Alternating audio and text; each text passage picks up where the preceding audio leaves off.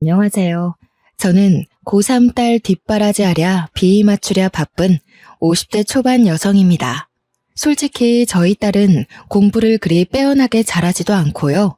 또 그리 열심히 하지도 않는 것 같은데 고등학교 3학년이라고 유세란 유세는 어찌나 부리는지 거실에서 텔레비전 하나 못 보게 해요. 제가 거실에서 드라마라도 한 편 보잖아요. 바로 나와서 텔레비전 소리 줄이라고 뭐라고 하더라고요.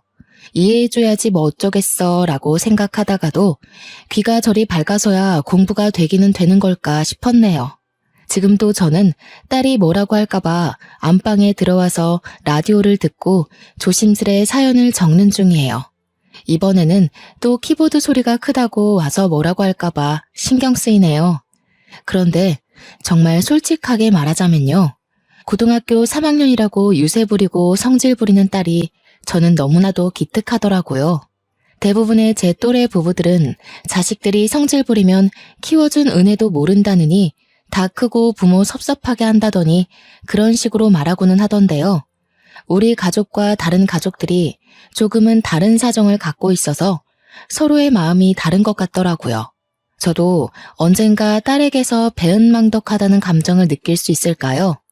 아무튼 우리 가족은 이렇게 잘 살고 있어요 하고서 자랑하고 싶은 마음에 이 사연을 쓰게 되었어요.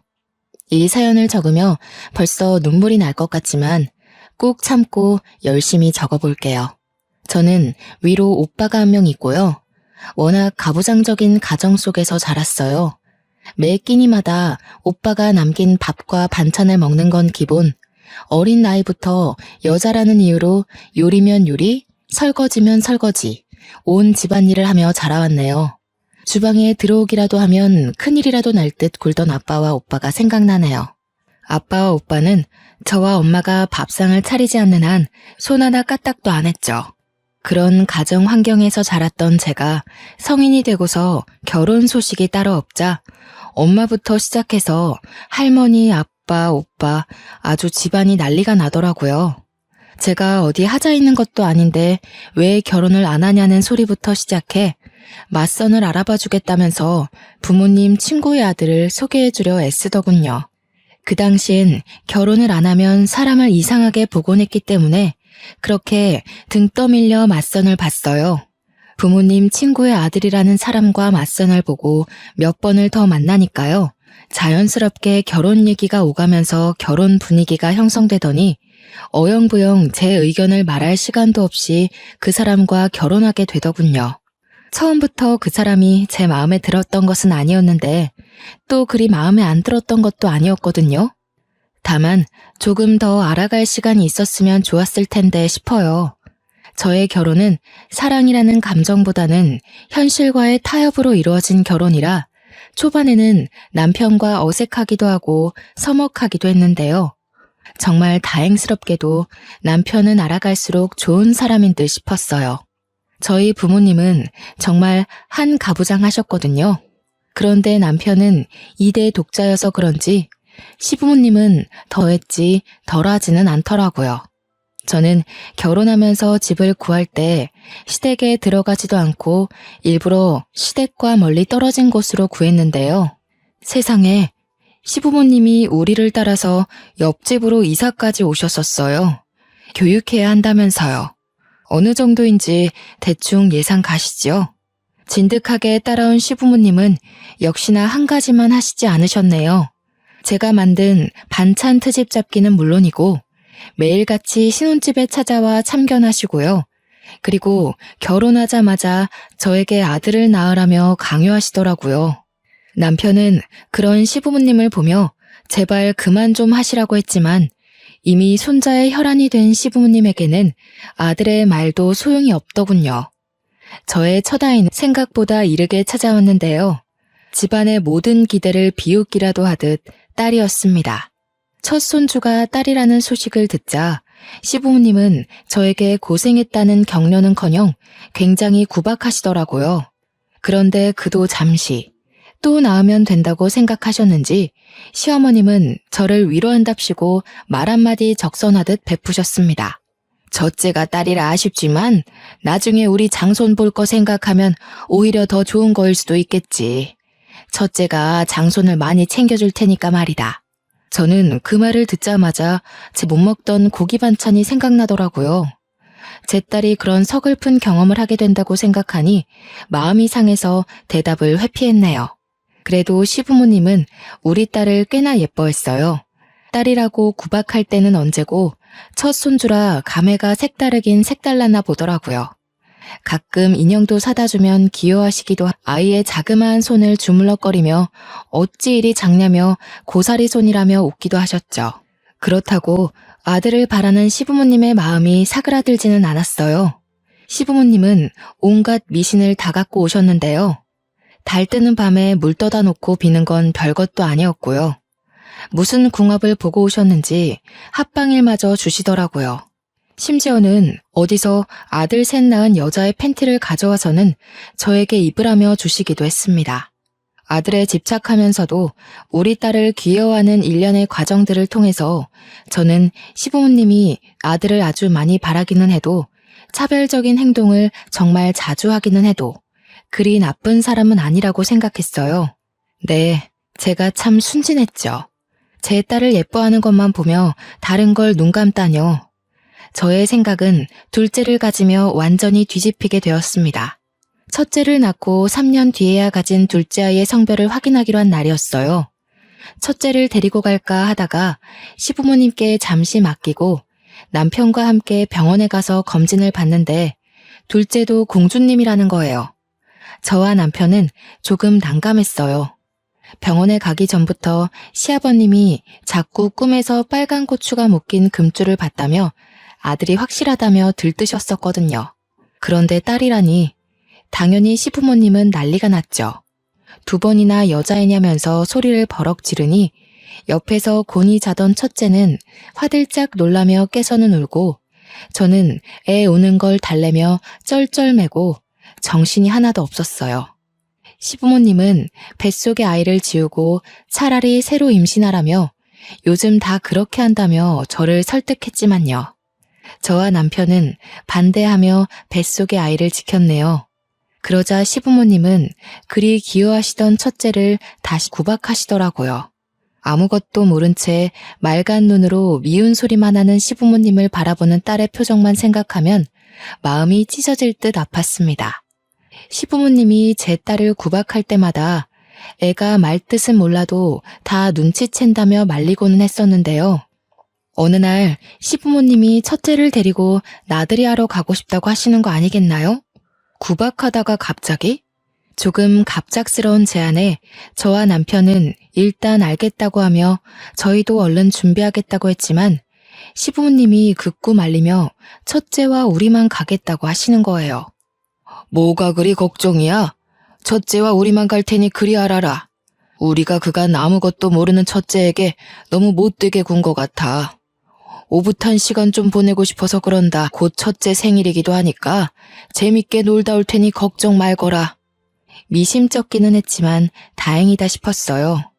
어차피 평생 안 보고 살 것도 아니고 또 시부모님이 딸과 함께 추억을 쌓다 보면 시부모님의 아들에 대한 완고한 집착도 조금 덜어지지 않을까 싶었거든요. 딸이든 아들이든 어찌됐든 손주니까요. 같이 산 세월을 무시하지 못한다고 생각했죠. 지금 생각하면 왜 그리 안일하게 생각했는지 모르겠네요. 그냥 무작정 따라갈 걸 그때도 지금도 처절히 후회했습니다. 시부모님이 그렇게 첫째와 나들이를 간 그날 늦은 저녁까지 집에 오시지 않더라고요. 현관문을 나와 밖을 서성이기도 하고 창 너머로 오고 있는지 살펴보기도 했지만 시부모님과 첫째는 아직도 집에 돌아올 기미가 안 보였어요. 재밌게 놀고 있나 보다 싶으면서도 그 어린 걸 데리고 뭐 어떻게 노시길래 이리 늦으시는 거지? 하는 마음이 들었어요. 시부모님은 아주 늦은 밤에 한 치 앞도 안 보일 정도로 깜깜한 밤이 되어서야 집에 도착하셨습니다. 그런데 시부모님 옆에 첫째가 분명히 있어야 하는데 안 보이는 거예요. 저는 당황하며 시부모님께 아이가 어디에 있는지 여쭤보았죠. 그런데 시부모님이 하시는 말이 아주 사람 분통 터지게 하더라고요. 어린 것이 아장아장 걸으려고 하길래 손 붙잡고 걸었더니 어느샌가 보니까 애가 없어졌더라고.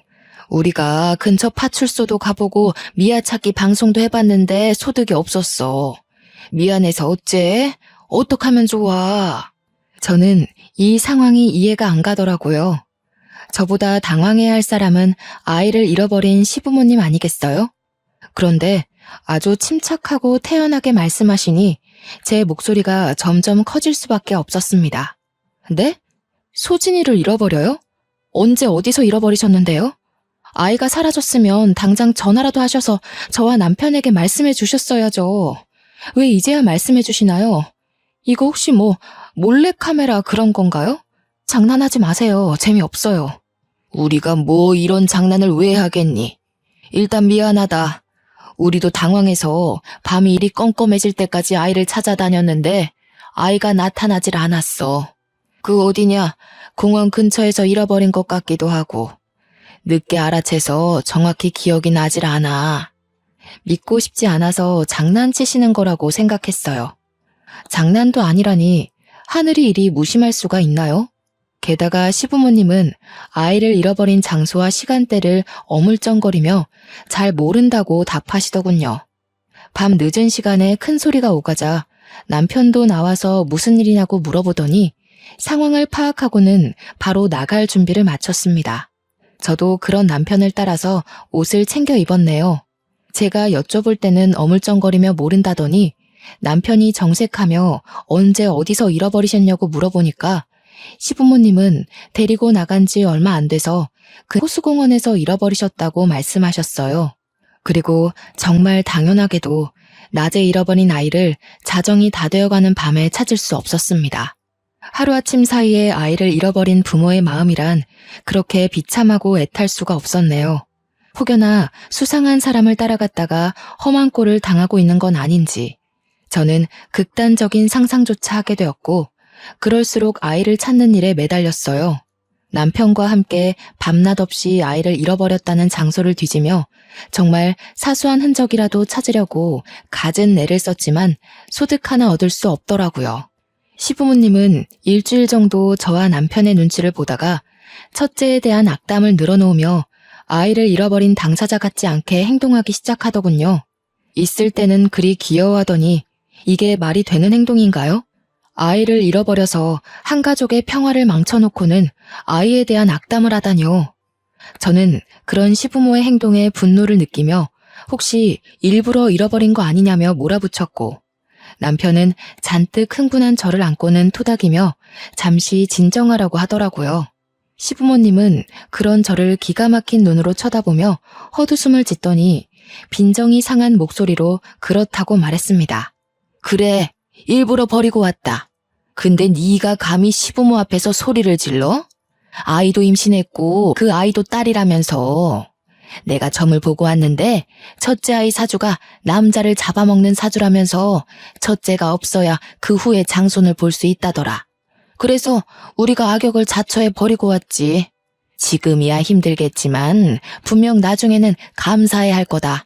다시는 겪고 싶지 않은 정말 몹시도 비참한 순간이었네요.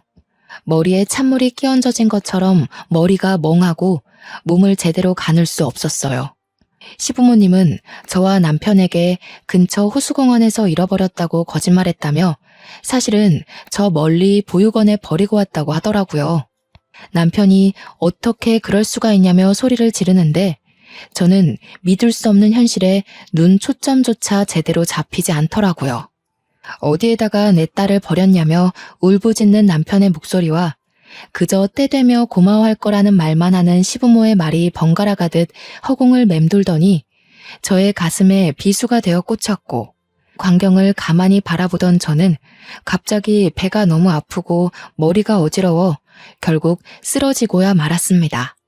일어나니 병원이었고 그 모든 게 꿈이 아니더군요.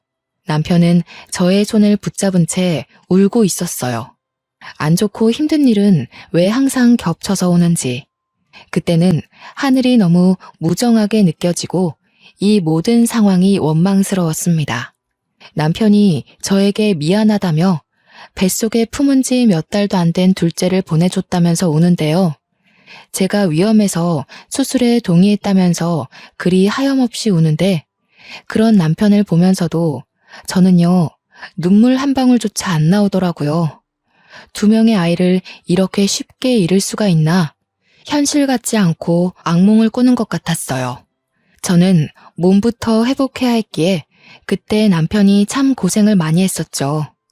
첫째를 찾기에는 둘이서도 버거울 텐데 남편은 입원한 저까지 챙겨가며 첫째를 찾아야만 했습니다. 그러니 우리의 모든 노력은 물거품이 되어버렸고 우리는 2 아이를 모두 한순간 잃어버렸다는 걸 인정할 수밖에 없었네요. 시부모님과의 관계는 끝을 모르고 최악으로 향했죠. 여기서 어떻게 더 최악일 수 있을까 싶었는데요. 최악에도 정도가 있는지 그럴 수가 있더라고요. 시부모님은 여전히 정신도 못 차린 채 입난 저를 찾아오기까지 하시며 아들을 낳으라고 말했습니다. 오히려 잘 되지 않았니?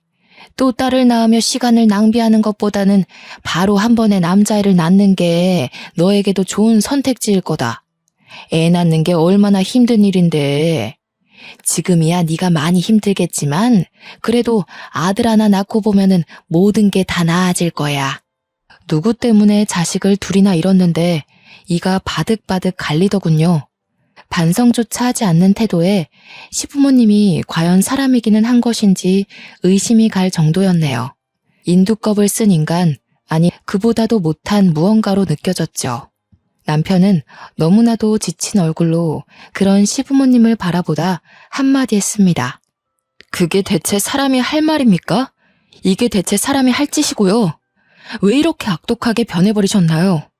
우리 첫째, 사랑하는 우리 딸, 저와 아내 앞에다 다시 데려다 놓지 않으면 저도 부모님에게서 자식을 없애버릴 겁니다.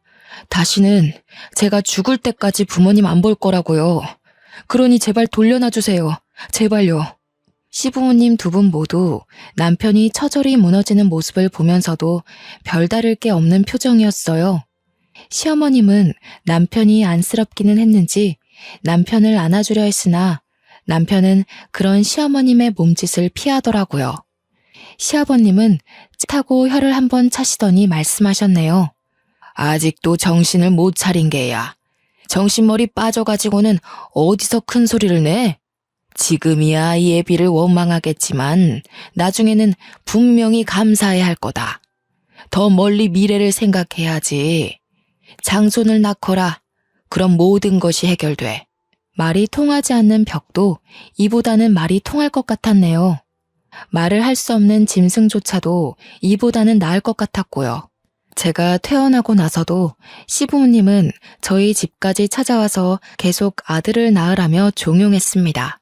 그때까지도 첫째 딸의 소식은 없었어요. 저와 남편이 전단지를 수백 장 뿌려도 파출소에 밥 먹듯 오가며 실종아동이 있는지 물어도 이 좁은 대한민국 땅에서 딸 하나 찾기가 그리 어렵더군요. 바로 옆집에 살았기 때문에 시부모님을 완전히 무시하기가 힘들었지만요. 저와 남편이 충청도로 거주지를 옮기면서 연을 확실하게 끊어냈습니다. 저도 남편도 시부모님을 바라보기가 힘들었거든요. 용서를 빌기는커녕 잘못이 무엇인지 모르시기도 했고 시부모님을 볼 때마다 가슴속에서 천불이 나서 제가 무슨 짓을 저지를지 저조차 알지 못할 정도로 자제력을 잃은 상태였습니다. 네, 시부모님은 그렇게 아들 울부짖더니 정말 하나뿐인 아들을 그 나이에 그렇게 잃고야 말았습니다. 당시에는 정말 뭐 하나라도 깨부시고 올 걸이라고 생각했는데요. 지금 생각해보니 시부모님에겐 아들과 연 끊기는 것이 최고의 복수 아니었나 싶네요. 이사를 가더라도 왜 굳이 충청도로 이사했는지 궁금해하실 수도 있어서요. 간단히 말을 해보자면 충청도를 선택하고 이사한 이유는 딱 하나였어요. 전국 8도를 다 돌아다닐 텐데 충청도가 한반도 위치상 중간에 있기 때문이에요. 시부모님이 보육원의 첫째를 버리셨다고 하니 보육원이란 보육원은 다 찾아서 전화하고 전국을 다 돌아다니기로 했죠. 남편은 다니던 직장마저 관둔 채 그리 시간을 보냈네요. 거주지를 옮겨가며 애타게 찾기를 반년, 시부모님이 처음 잘못 알려준 정보 때문에 애꿎은 호수공원을 뒤지면서 시간을 낭비하고 제가 쓰러지며 둘째마저 이룬 후 입원하며 또 시간을 낭비하고 충청도로 이사 준비를 하며 낭비한 시간이 셀 수 없이 많았어요. 처음부터 헛되게 날린 시간이 너무 많아 아이를 제대로 찾기 어려울 거라는 예상은 했지만 그래도 신이 있다면, 신이 우리를 버리지 않았다면 금세 찾을 수 있을 거라고 생각했는데 어느덧 반년이 지나자 그럼에도 불구하고 흔적조차 못 찾자 사람이 미칠 것 같더라고요. 정말 매일 밤 눈물로 지새우며 보냈습니다. 제대로 잠들지도 못하고요. 나중에는 또 아무런 정보조차 못 들을까봐 보육원에 전화를 거는 게 무서워지더군요. 남편과 제가 돈도 안 벌고 딸만 찾으러 다니는 생활을 오다 보니까요. 나가는 돈은 많고 들어오는 돈은 없고 당연히 생활할 돈이 부족해졌습니다. 우리가 언제까지 현실을 마냥 무시하며 살 수는 없겠더라고요. 딸을 찾으러 다니더라도 현실과 적당히 타협하기로 했죠. 어떻게 해야 돈을 벌면서도 이걸 계속 이어갈 수 있을까 고민이 많이 되더라고요. 후보는 많았습니다. 택시기사, 야채 트럭 장사, 사회복지사. 생각해 본 직업은 많았는데 택시는 전국적으로 돌아다니기 까다롭게 느껴졌고 야채 트럭 장사는 새벽에 일어나 야채를 선별하며 장소에 얽매일 수 있겠더군요. 사회복지사는 아이를 만날 현실적인 가능성이 낮게 느껴졌습니다. 우리는 결국 고민 끝에 트럭을 하나 구매해 양말 장사를 시작했어요. 계절 상관없이 어디를 가도 쉽게 팔 수 있는 것이 양말이더라고요. 때로는 우비와 우산도 같이 팔고 귀마개와 모자도 같이 팔고는 했죠. 우리는 매일 다른 지역을 돌아다니며 양말을 팔며 아이 찾기를 포기하지 않으려고 노력했어요. 혹시나 딸을 찾으면 뭐라도 하나 더 해주고 싶어 악착같이 돈도 모으려 노력했네요. 저는 남편의 곁에서 휴가철에는 뻥튀기를 같이 팔기도 하고 입학식, 졸업식 때가 되면 꽃다발을 만들어 꽃을 팔기도 하며 뭐 하나 더 벌어보려고 발버둥을 쳤습니다.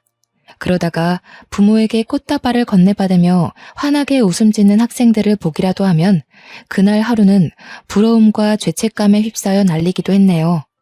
저와 남편은 인생을 갖다 바쳐가며 딸을 찾아다녔지만 아이의 머리카락조차 보지도 못하고 소식조차 듣지 못하는 날들만 늘어가더라고요.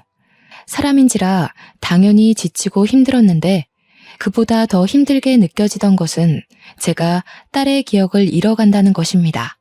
어느 순간 딸의 목소리가 어땠는지 기억이 안 나고 사진을 보지 않으면 딸의 얼굴마저도 희미하게 기억나더군요. 분명히 존재하던 딸의 존재는 저에게서 그리고 남편에게서 점차 희미해져 갔습니다. 포기할 수는 없었어요. 제가 10달을 배에 품고 직접 낳아 몇 년을 애지중지 키운 딸아이였고 눈을 감으면 자세히 기억은 나지 않아도 배시시 웃는 미소는 떠올랐거든요. 사진을 한 장 갖고 다니며 딸아이를 덧그리다 보니 시간은 참 빠르게 흐르더라고요. 모든 일을 제쳐두고 아이만 찾아다니는 생활을 한 지 5년이 넘어가자 주변에서는 슬슬 아직 늦지 않았으니 자식을 하나 더 낳아서 키우는 게 어떻겠냐는 소리를 조심스레 하기 시작했습니다. 그 사람들을 이해 못하는 것은 아니었어요. 말이 5년이지 그리 짧은 시간은 아니잖아요. 그 시간 동안 아이를 못 찾았다는 것은 가망이 없다는 것과 같다고 생각했겠죠. 그 사람들 입장에서는 더 늦어지면 새로운 아이마저 못 낳을 수 있으니 저와 남편이 걱정되어서 조언을 해준 거겠지 싶었어요. 그런데 그렇게 머리로는 이해를 하겠는데요. 자식을 잃은 부모 입장에서는 그 말을 좋게 들을 수가 없었네요. 사람은 적응의 동물이라고 하잖아요. 저도 남편도 아이를 찾아다니며 기대했다가 체념하는 것에 점차 익숙해져 갔네요. 5년이 6년이 되고 6년이 어느새 7년, 8년, 눈 떠보니 10년이 되더라고요. 네, 아이를 찾아 헤매인 지 10년이 되던 날 저와 남편은 어떤 변화를 맞이하게 되었습니다. 솔직히 강산도 변하는 그 정도의 시간이 흐르니 저는 반포기 상태였어요. 가망이 없다고 생각해 아이 찾기를 그만두고 싶어도 혹여나 하는 마음에 그만둘 수가 없어 못 그만두는 거였죠. 아이가 잘 살아있다면 중학생이 되어 있겠지 싶었지만 이제는 사진이 없으면 아이의 얼굴을 떠올리는 게 쉽지 않고 또 어떻게 변해 있을지 머릿속으로 그리는 게 어려워지더라고요. 남편은 자포자기한 듯한 저에게 희망을 불어주려고 노력했네요. 저에게 올해는 아이를 찾을 수 있을 것 같다며 확신이 든다고 말하더군요. 근데 그런 말은 매번 꾸준히 해왔고 꾸준히 들었기에 신뢰가 가지는 않았습니다. 그날도 여느 때와 비슷하게 흘러가는 하루였어요. 양말을 가득 실은 트럭에 올라타 낯선 도시에 가서 양말을 파는 거요. 양말 여러 켤레를 사고 뻥튀기 한 봉지까지 야무지게 산 어떤 손님 한 분이 문득 무슨 사정이 있냐며 물어보시더라고요. 혹시나 해서 물어보는데 무슨 사정이 있어요? 얼굴이 많이 안 되어 보이시는데. 뭔지는 몰라도 힘내세요. 인생이 뭐 별거 있나요? 아니라면 죄송하고요. 원체 말하기를 좋아하시는 분 같았어요. 저는 저 멀리서 실종아동을 찾는다는 전단지를 돌리는 남편을 가리키며 말했죠. 저기 저 전단지 돌리는 남자 보이시나요? 제 남편이에요. 아이를 잃고서 트럭 하나에 몸담고 떠돌아다닌 지가 10년이네요. 그 세월 동안 우리 아이는 무얼 하고 있을지 생각하면 이 생활을 그만둘 수 없었어요. 제 얼굴이 많이 고단해 보이나요? 뭘 어쩌면 좋을지 몰라서 그런 것 같네요. 아이를 잃어버리셨다고요? 이런 세상에 제가 괜히 물어봤나 봐요. 죄송해서 어쩌죠? 그러고 보니 요즘 유전자인가 뭔가 DNA로 가족 찾을 수 있다던데 혹시 해보셨어요? 안 해보셨으면 한번 등록이라도 해보세요. 혹시 또 모르잖아요. 옛사람이어서 그럴까요? 아니면 몇 년이 지나 예전처럼 파출소로 자주 찾아가지 않아서 그럴까요? 처음 듣는 정보였어요. 손님께 감사해하며 얼른 남편을 불렀죠. 전단지를 만들어 여기저기 퍼뜨릴 생각은 했어도 유전자 등록이라니. 그 길로 바로 남편과 저는 유전자를 등록하러 갔어요. 세상 참 좋아졌다 싶었네요.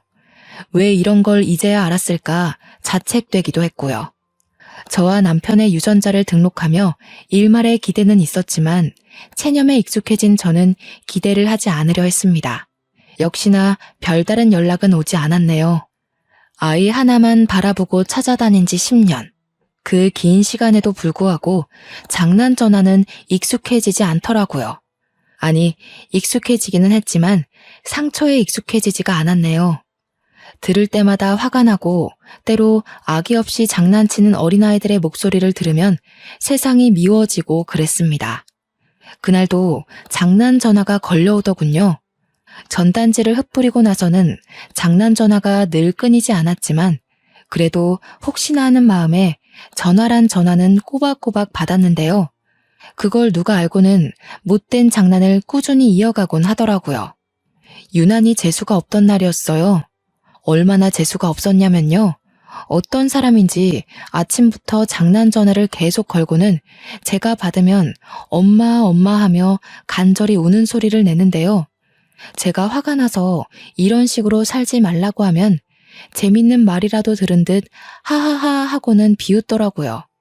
번호를 바꿔가면서 장난 전화를 걸길래 화가 나서 대답도 않고 전화를 끊으면 그리 간절하지는 않나 봐요? 하며 약을 올리기도 했어요. 딱 보기에도 한두 명이 그러는 게 아닌지 계속 다른 번호와 다른 목소리로 전화가 오면서 1시간이 넘도록 그리 장난을 쳤습니다. 본인에게는 장난이었겠지만 저에게는 장난처럼 느껴지진 않더군요. 아이를 잃은 부모에게 아이처럼 엄마라 부르며 우는 목소리를 내다니 아기를 갖지 않고서는 힘들겠죠. 정말 아침부터 모멸감을 느끼기도 하고 사람에 대한 정이 다 떨어져 나가는 걸 느꼈어요. 겨우 아침밥을 다 먹고 나갈 준비를 하는데 이번에는 남편의 핸드폰으로 전화가 오는 게 아니겠어요? 슬쩍 보니 저장도 안 된 번호라 저와 같은 장난을 겪을까봐 걱정되더라고요. 전화를 제가 먼저 받았네요. 여보세요? 하고는 상대방의 목소리를 잠시 듣다가 뭔가 심상치 않은 느낌에 남편을 불러 스피커폰을 킨 후 같이 듣는데요. 전화를 듣던 우리의 표정은 조금씩 달라지기 시작했습니다. 진짜인가요? 거짓말 하시는 거 아니고요. 이거 몰래카메라 같은 건 아니죠. 장난 전화도 아니고 정말 진짜인 거 맞는 거죠. 하나님 세상에 정말 감사합니다. 예기치 않게 찾아온 기쁜 소식에 정말이냐고 묻는 말밖에는 할 수가 없더라고요. 핸드폰만 붙들고 정말인 거 맞냐고만 물어보다가 전화가 끊기자 저와 남편은 어느새 얼싸안고서 눈물을 뚝뚝 흘리며 엉엉 울었습니다. 다름이 아니라요. 전에 손님에게 들은 말을 따라서 우리가 유전자 등록을 했었잖아요. 전화가 와서는 이번에 유전자가 일치하는 아이가 있다는 말을 들었어요. 그때 너무 기뻐서 자세하게는 기억이 안 나는데 아무튼 나이도 성별도 너무나 우리 딸이 맞았고 또 아이 측에서 만나고 싶다는 연락이 왔다고 하네요. 우리한테도 만나보시겠냐는 의사를 물어보시는데 당연히 괜찮다고 당연히 언제든지 상관없다고 말하면서 감사하다는 말만 되풀이하게 되더라고요. 그저 스쳐 지나가 다시 볼 수 없던 그 손님 덕분에 우리가 유전자 등록을 하고 그게 이렇게 이어지다니 너무나 기쁜 마음을 숨길 수가 없었습니다. 다시 만나게 된다면 정말 이 모든 은혜를 베풀이라 그리 생각했어요. 모든 것이 믿기지 않고 꿈이 아닐까 싶어 두렵기도 하던 와중에 시간은 여느 때와 같이 무심히 지나가더군요. 저와 남편이 평생을 기대하고 소망하고는 했던 날에 아침이 밝아왔습니다. 새벽부터 일어나 머리도 하고 화장도 하고 옷도 제일 신경 써서 입으며 남편도 저도 서로에게 이거 괜찮아? 100번은 말한 듯해요. 누구를 만나러 간다고 해도 이렇게까지 신경 쓴 적은 없었는데 잃어버린 우리 딸을 만나러 간다니 온몸이 떨리고 우리 딸 마음에 쏙 들고 싶어서 잘 보이고 싶어서 머리부터 발끝까지 신경을 쓰게 되더라고요. 약속 장소에 도착하자 심장이 막 쿵쾅거리고 불안하기도 하고 그냥 벌써부터 눈물이 나올 것 같았습니다. 남편도 긴장이 됐는지 주차를 하면서도 손을 미세하게 떨더라고요. 차문을 열고 나가기 전에 서로 심호흡을 하며 격려해 주었죠. 괜찮을 거야. 우리 딸이 부담스럽지 않게 하자. 우리가 꿈꿔왔던 날이니까 걱정하지 말자. 저와 남편은 서로의 손을 꽉 붙잡고 건물 안으로 조심스레 들어갔어요. 들어가자마자 어떤 중학생쯤 되어 보이는 아이가 앉아있는 게 눈에 박히더군요. 아이와 눈이 마주치자마자 저 아이가 바로 내 아이라는 확신이 들면서 마음이 술렁거렸지만 오랜만에 첫 만남을 저의 눈물로 망치고 싶지는 않았기에 요동치는 제 감정을 억지로 억누르고 눈물을 참으려 노력했습니다. 마주 앉아 딸과 인사를 나눴는데 그 모든 상황이 벅차오르더라고요. 일단 아이의 음료부터 사주고 싶어서 뭐 먹을래? 하고 물어보았습니다. 딸은 코코아가 먹고 싶다고 말했어요. 어렸을 때도 단 거라면 사족을 못 썼는데요. 일이 오랜만에 만났는데도 그 사실은 변하지 않았더군요. 나오길 기다리면서 무슨 말이라도 꺼내야겠다고 생각했었지만요. 너무 오랜만에 보는 다시는 못 볼 수 있겠다 생각했던 딸의 모습을 볼 수 있게 되자 그저 하염없이 바라만 볼 수밖에 없었어요. 단정하게 빗어진 아이의 머리카락, 반듯한 이마와 살짝 처진 속눈썹, 동그란 어깨와 조약돌 같은 아이의 손톱, 어색한 듯 미묘하게 내려간 입꼬리. 귀하다는 게 이런 건가 싶고 행복했어요. 음료를 마시면서 천천히 우리의 이야기를 펼쳤습니다. 딸은 우리가 어떻게 지냈는지, 본인을 찾기는 했는지 물어보더라고요. 깊은 대화를 이어가게 되었네요. 그럼 어떻게 찾지 않을 수가 있겠니? 다니던 직장도 그만두고 충청도로 거주지도 옮겨가며 온 사방을 다 떠돌아다니며 널 찾아 헤맸지. 성과는 없었지만 지금 네 얼굴을 바라볼 수 있으니 그것만으로 만족한단다. 딸은 궁금한 게 많았는지 끊임없이 우리에게 질문하더군요. 그런 딸을 바라보며 저와 남편은 우리가 얼마나 너를 찾아다녔는지 우리가 어떻게 헤어지게 되었는지 그 모든 것을 사죄하듯 낱낱이 다 말해주었습니다.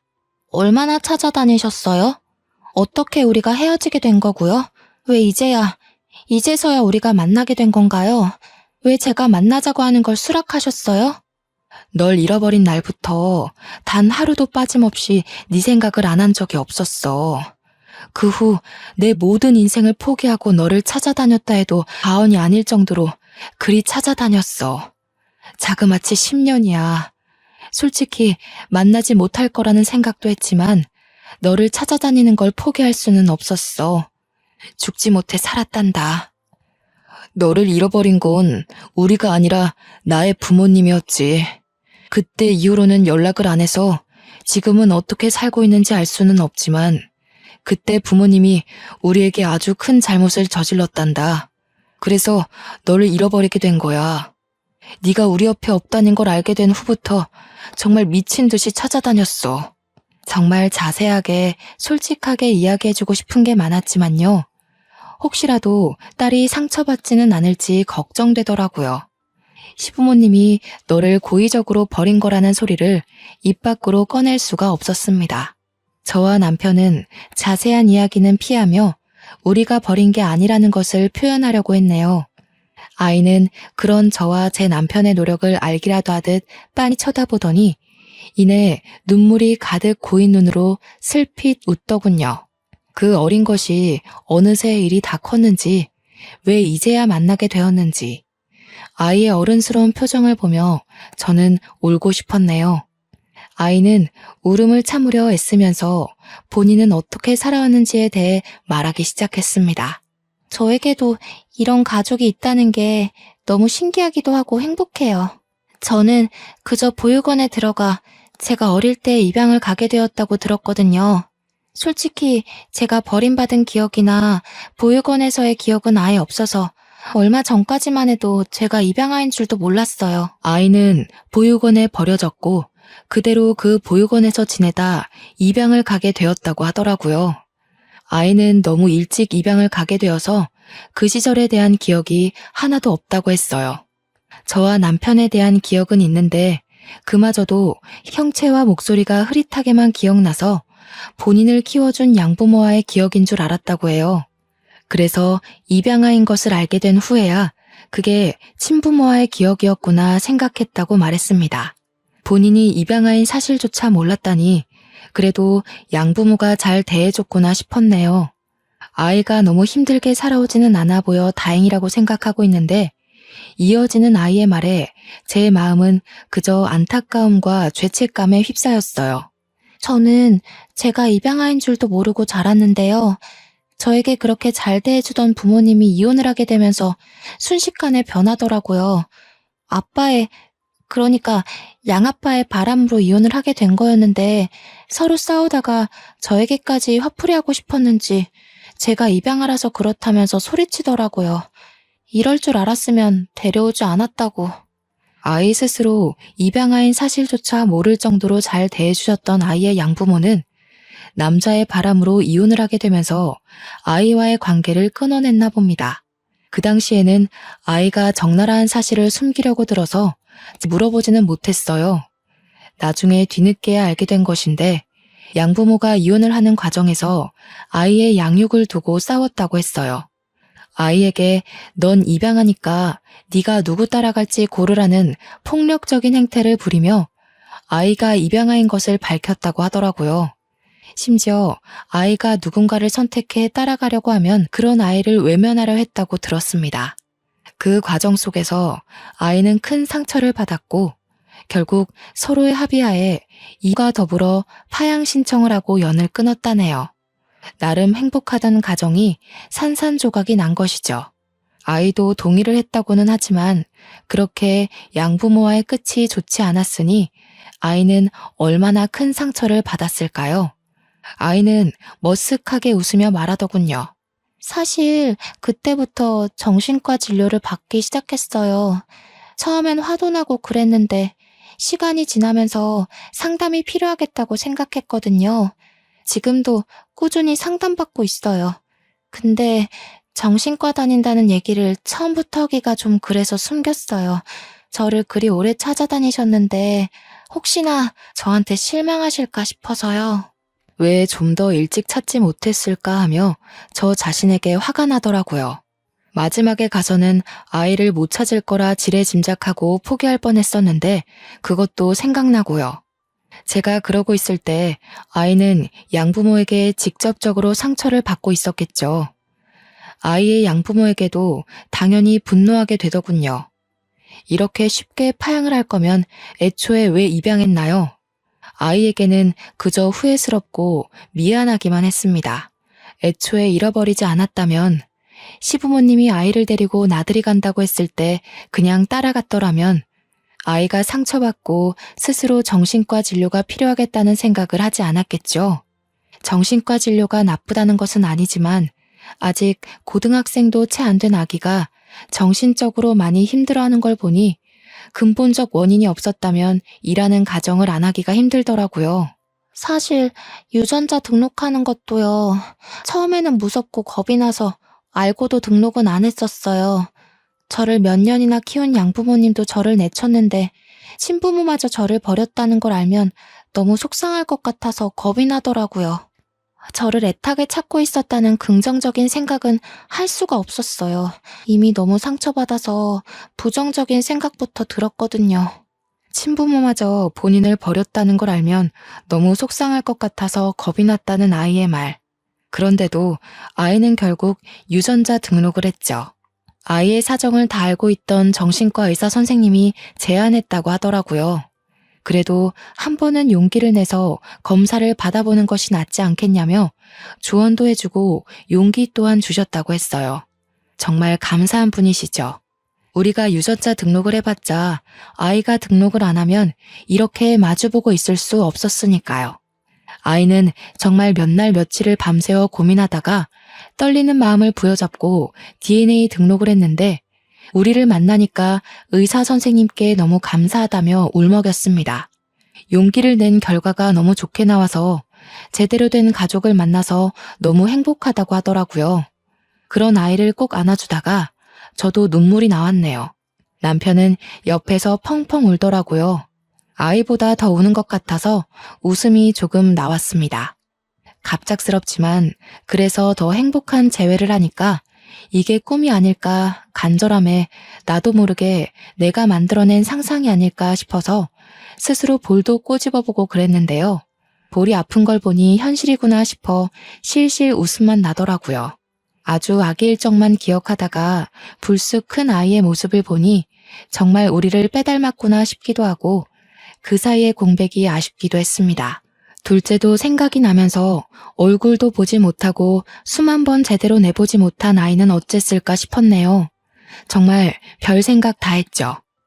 아이와는 서두르지 않으려고 했어요. 10년 만에 공백이 피가 이어졌다는 이유로 금세 없어지지 않으니까요.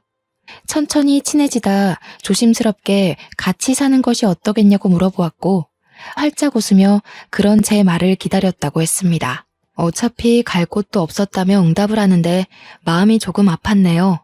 그때 아이가 중학생이었고 눈 깜짝할 새에 몇 년이 지나 지금은 고등학교 3학년이 되어서 이번 수능을 본다고 대학 입시를 준비한다고 유세란 유세를 다 떨고 있답니다.